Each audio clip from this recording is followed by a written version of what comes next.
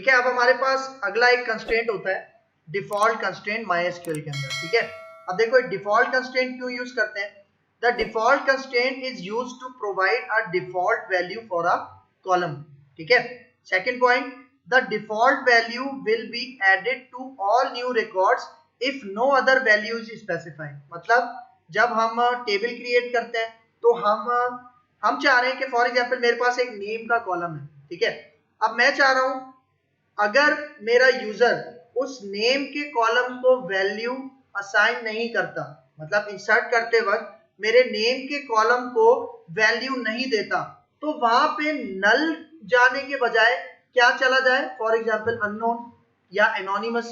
ठीक है, मतलब मैं उस कॉलम की डिफॉल्ट वैल्यू सेट कर देता हूं।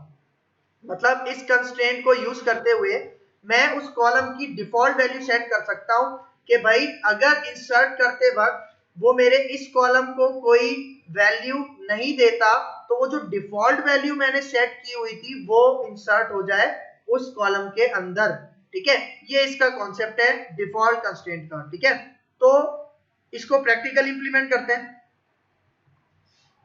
ठीक है, अब देखो यहाँ पे हमारे पास एक डेटाबेस है जिसका नाम है MyNewDB। ठीक है, इसके ऊपर काम करते हैं। मैं इसको सेलेक्ट करता हूँ। ठीक है, तो ये एक्टिव हो जाएगा। इसके ऊपर क्लिक करोगे तो ये एक्टिव हो जाएगा।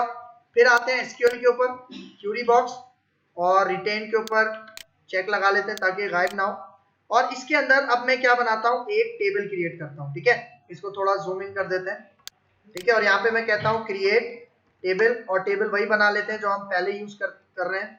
ठीक है, EMP। ठीक है, और यहाँ पे मैं कह देता हूँ ID। ठीक है, और इसकी डेटा टाइप रख लेते हैं इंटीजर। फिर यहाँ पे इसको कह देते हैं नेम, और इसको मैं कह देता हूँ वॉचर 50। ठीक है, और फिर यहाँ पे आते हैं एक और कॉलम मैं बना लेता हूँ एज इंट। ठीक है, और अब देखो अभी जो नेम का कॉलम है मैं चाह रहा हूँ अगर कोई यूजर इस इंसर्ट करते वक्त इस नेम के कॉलम को वैल्यू नहीं देता तो उसके अंदर डिफॉल्ट वैल्यू क्या सेट हो जाए? देखो मैं यहाँ पे पहले कीवर्ड क्या यूज करूंगा, डिफॉल्ट, और उसके बाद मैं वो डिफॉल्ट बता दूंगा। अब फॉर एग्जांपल मैं यहाँ पे क्या इंसर्ट कर देता हूँ, अननोन। इसका मतलब देखो अगर हम ये डिफॉल्ट यूज नहीं करते तो वैसे क्या चला जाता है, नल चला जाता है। तो मैं नल नहीं भेजना चाह रहा, मैं क्या भेज रहा हूं उसकी जगह, अननोन। ठीक है, जो कि मैंने इस कॉलम की डिफॉल्ट वैल्यू सेट कर दी। ठीक है, तो अब यहाँ पे आके इसको मैं कंट्रोल एंटर करता हूं। ठीक है, और यहाँ पे आओ। ठीक है, तो देखो टेबल क्रिएट हो गया, और अब इसके अंदर मैं डेटा इंसर्ट करता हूं। ठीक है, इंसर्ट इनटू EMP हमारे टेबल का नाम और उसके बाद वैल्यूज। ठीक है, और इसके अंदर देखो पहली रो में इंसर्ट करते हुए फॉर एग्जांपल अपना नाम, मतलब किसी का भी नाम भेज देता हूं। ठीक है, 23 एज हो गई उसकी, और अभी यहाँ पे आके अगर मैं कंट्रोल एंटर करूं, ठीक है, नीचे आओ तो देखो यहाँ पे ये अली इंसर्ट हो गया नेम की जगह। और अगर मैं इसका डेटा आपको दिखाऊं, ठीक है, कंट्रोल एंटर करते हैं और नीचे आते हैं तो यहाँ पे देखो अभी वो डिफॉल्ट वैल्यू शो नहीं हो रही। क्यों? क्योंकि अभी मैंने अपनी वैल्यू स्पेसिफाई कर दी है और वो इसके अंदर चली गई है। लेकिन अब second row for example insert करते वक्त, ठीक है, यहाँ पे आते हैं, सेकंड रो इंसर्ट करते वक्त मैं यहाँ पे नाम स्पेसिफाई नहीं करता। ठीक है, और इसकी एज कर देता हूँ 24, और यहाँ पे अब मैं कॉलम भी बता देता हूँ कि कहाँ मैं इंसर्ट कर रहा हूँ। मैं ID पे इंसर्ट कर रहा हूँ और एज पे इंसर्ट कर रहा हूं, मतलब नेम को मैं वैल्यू नहीं दे रहा। इसका मतलब वैसे क्या जाता है, नल जाता है, लेकिन मैंने नेम पे डिफॉल्ट लगाया हुआ है तो क्या जाएगा, अननोन जाएगा। ठीक है, तो यहाँ पे आके अब मैं कंट्रोल एंटर करता हूं। ठीक है, और अब नीचे आते हैं तो देखो इंसर्ट हो गया। और अब अगर मैं सेलेक्ट ऑल फ्रॉम EMP सारा डेटा देखते हैं, कंट्रोल एंटर करते हैं, नीचे आते हैं। ठीक है, तो देखो सेकंड रो पे नाम क्या गया हुआ है, अननोन गया हुआ है। ठीक है, तो आप इस तरह से भी इसको यूज कर सकते हो। अच्छा देखो अभी मैंने क्या यूज किया है, मतलब अभी जो मैंने डिफॉल्ट कंस्ट्रेंट यूज किया है वो स्ट्रिंग कॉलम के ऊपर किया है, मतलब वॉरचार कॉलम के ऊपर किया है। आप इंटीजर के ऊपर भी सेट कर सकते हो। ठीक है, वो किस तरह, देखो यहाँ पे आते हैं।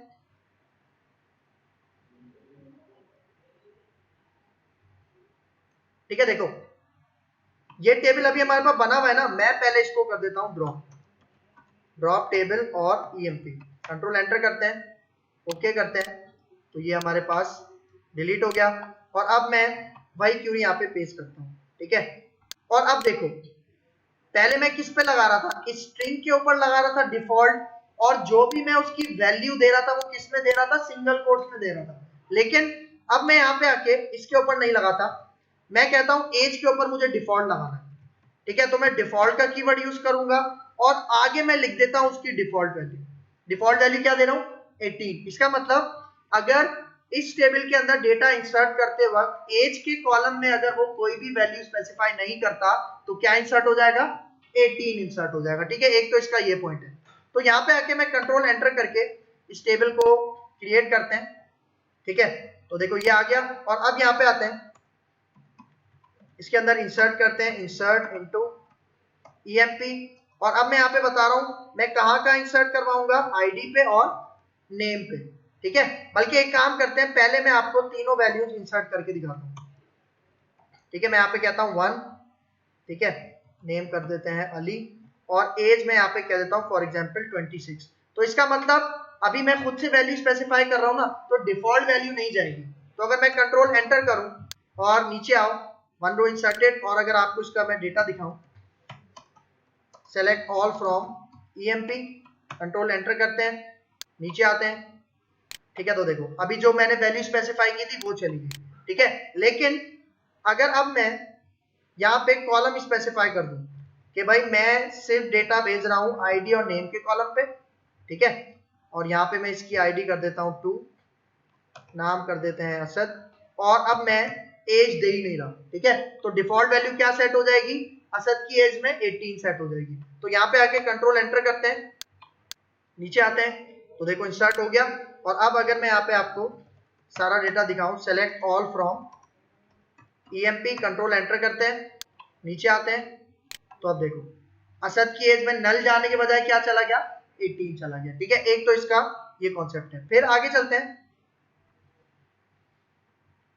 अब देखो MySQL default on alter table, मतलब वही बात कि अगर हमारे पास एक टेबल पहले से बना हुआ है जिसके ऊपर डिफॉल्ट नहीं लगा हुआ किसी कॉलम पे भी, तो अल्टर के थ्रू हम लगा सकते हैं। कैसे, यहाँ पे देखो, to create a default constraint on the city column, for example city column पे कोई टेबल में सिटी कॉलम हो सकता है, उसके ऊपर वो डिफॉल्ट लगाना चाह रहा है, तो देखो अल्टर के थ्रू कैसे लगाएगा, अल्टर टेबल, फिर टेबल का नाम यहाँ पे क्या है, पर्सन्स, फिर अल्टर का कीवर्ड देखो दोबारा आ रहा है, सही है, 2 दफा आ रहा है, फिर आपके कॉलम का नाम, और फिर सेट, और उसके बाद डिफॉल्ट का कीवर्ड, फिर जो भी आपने सेट करना है, ठीक है। तो मैं यहाँ पे आता हूं, ठीक है, यहाँ पे आके जो हमारे पास टेबल था ये वाला, सही है, पहले तो मैं इस टेबल को करता हूं ड्रॉप, क्योंकि टेबल बना हुआ है, ठीक है। ईएमपी,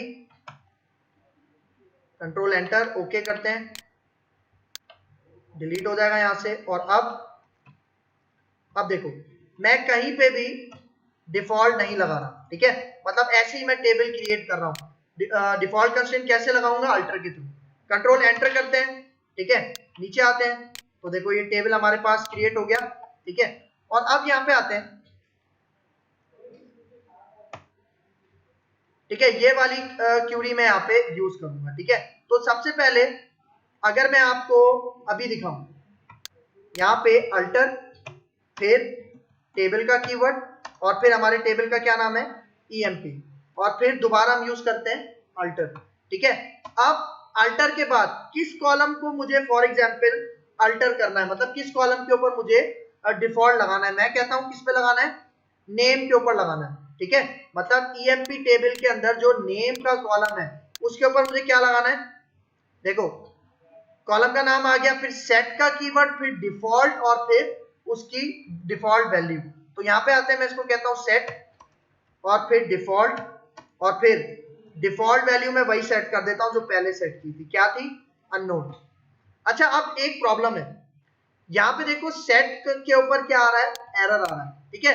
लेकिन अगर आप इस क्यूरी को एग्जीक्यूट करो तो एग्जीक्यूट हो जाएगी, ठीक है।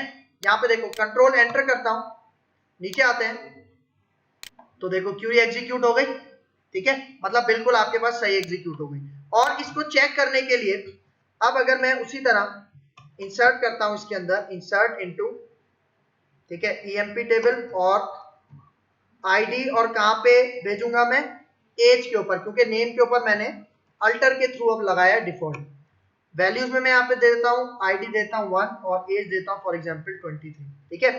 और अब यहाँ पे आऊं, अगर मैं कंट्रोल एंटर करूं, ठीक है, और नीचे आ जाओ, देखो ये क्यूरी एग्जीक्यूट हो गई, ठीक है। और अब अगर आपको मैं सारा डेटा दिखाऊं, select all from EMP, control enter करते हैं, ठीक है, और नीचे आते हैं, तो अब यहाँ पे देखो नेम के कॉलम में क्या गया हुआ है, अननोन गया हुआ है, ठीक है। मतलब एग्जिस्टिंग टेबल के ऊपर भी आप अल्टर के थ्रू क्या लगा सकते हो, डिफॉल्ट लगा सकते हो, ठीक है। एक तो इसका ये पॉइंट है।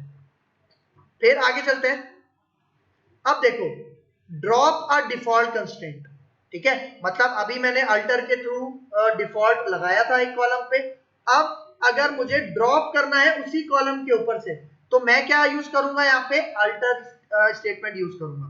तो देखो क्या है, अल्टर टेबल, फिर टेबल का नाम, फिर उसी तरह अल्टर, और फिर वो कॉलम जिसके ऊपर डिफॉल्ट लगा हुआ था, और उसके बाद ड्रॉप का कीवर्ड और फिर डिफॉल्ट का कीवर्ड, ठीक है। यहाँ पे आते हैं, पीछे जाते हैं, ठीक है, वो जो अल्टर की क्यूरी हमने लिखी हुई थी, सही। अब देखो अब मुझे यहाँ पे सेट नहीं करना, ठीक है। देखो मैं यहाँ पे आता हूं, अल्टर नेम, सही, यहां तक तो सेम है, मतलब पहले अल्टर का कीवर्ड, फिर टेबल का कीवर्ड, फिर आपके टेबल का नाम, फिर अल्टर, और फिर जिस कॉलम के ऊपर से आपको डिफॉल्ट हटाना है उसके कॉलम का नाम, और फिर यहाँ पे ड्रॉप, और ड्रॉप के बाद कौन सा कीवर्ड, डिफॉल्ट, सही है। तो देखो अगर मैं अभी यहाँ पे आके एग्जीक्यूट करूं, कंट्रोल एंटर करते हैं, ठीक है, और नीचे आते हैं, तो देखो ये क्यूरी भी एग्जीक्यूट आपके पास हो गई। देखो कभी कभार आपके पास यहाँ पे अगर एरर आ रहा हो ना सिंटैक्स में, तो आप एक दफा एग्जीक्यूट करके भी देख लिया करो, क्योंकि अक्सर होता है कि फजूल में वो आपके पास एरर दिखाता है, ठीक है। तो देखो डिफॉल्ट मैंने यहाँ पे हटा दिया, ठीक है, इसका मतलब अगर अब मैं यहाँ पे आके इंसर्ट करूं, ठीक है, नेम के ऊपर से अब मैंने यहाँ पे डिफॉल्ट हटा दिया, तो मैं यहाँ पे कहता हूं, ठीक है, देखो मैं यहाँ पे कहता हूं कि मुझे कहां कहां भेजना है, आईडी पे भेजना है और एज पे भेजना है, ठीक है। और यहाँ पे मैं वैल्यूज देता हूं, फॉर एग्जांपल 2 दे देते हैं, और यहाँ पे नेम नहीं, यहाँ पे मैं दूंगा एज फॉर एग्जांपल 25। तो अब मैं यहाँ पे कंट्रोल एंटर करता हूं,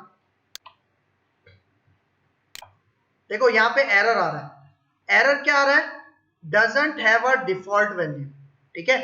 मतलब ये एरर कब आता है, जब नॉट नल लगा हुआ होता है, सही है। तो इसका मतलब जब मैंने डिफॉल्ट हटाया था तो उसने नॉट नल लगा दिया खुद से, सही है। तो मैं क्या करता हूं, हमने जो नल करने की वो वैल्यू भेजी थी ना, ठीक है, मतलब वो जो हमने क्यूरी लिखी थी अल्टर, ठीक है, और फिर अल्टर के बाद टेबल, ठीक है, और फिर टेबल का नाम, ठीक है, और फिर चेंज का एक कीवर्ड पड़ा था, ठीक है, और फिर नेम, मतलब पहले आर्गुमेंट में क्या देते हैं यहाँ पे, पुराने कॉलम का नाम, फिर नए कॉलम का नाम, और फिर मैं यहाँ पे आके कहता हूँ वॉचर, ठीक है। मतलब जब डिफॉल्ट हटाया था तो उसने नॉट नल किया था ना, मैं यहाँ पे आके इसको वापस क्या कर रहा हूँ, नल सेट कर रहा हूँ, ठीक है। तो इससे क्या होगा कि जब मैं वैल्यूज इंसर्ट करूंगा तब हमें डिफॉल्ट वैल्यू नहीं दिखाएगा बल्कि नल दिखाएगा। तो देखो यहाँ पे आके कंट्रोल एंटर करते हैं, ठीक है, तो देखो ये क्यूरी एग्जीक्यूट हो गई। और अब अगर मैं यहाँ पे आऊं, ठीक है, कंट्रोल जेड करते हैं, और अब अगर मैं ये क्यूरी एग्जीक्यूट करूं, ठीक है, तो मतलब अब डिफॉल्ट वैल्यू नहीं जाएगी बल्कि क्या जाएगा, देखो कंट्रोल एंटर करते हैं, नीचे आते हैं, क्यूरी एग्जीक्यूट हो गई। और अब अगर मैं आपको यहाँ पे सेलेक्ट ऑल फ्रॉम ईएमपी, ठीक है, कंट्रोल एंटर करते हैं और नीचे आते हैं, तो यहाँ पे देखो अब क्या चला गया, नल चला गया, क्योंकि डिफॉल्ट का कीवर्ड जो था वो हमने ड्रॉप कर दिया था, ठीक है। ये इसका एक पॉइंट।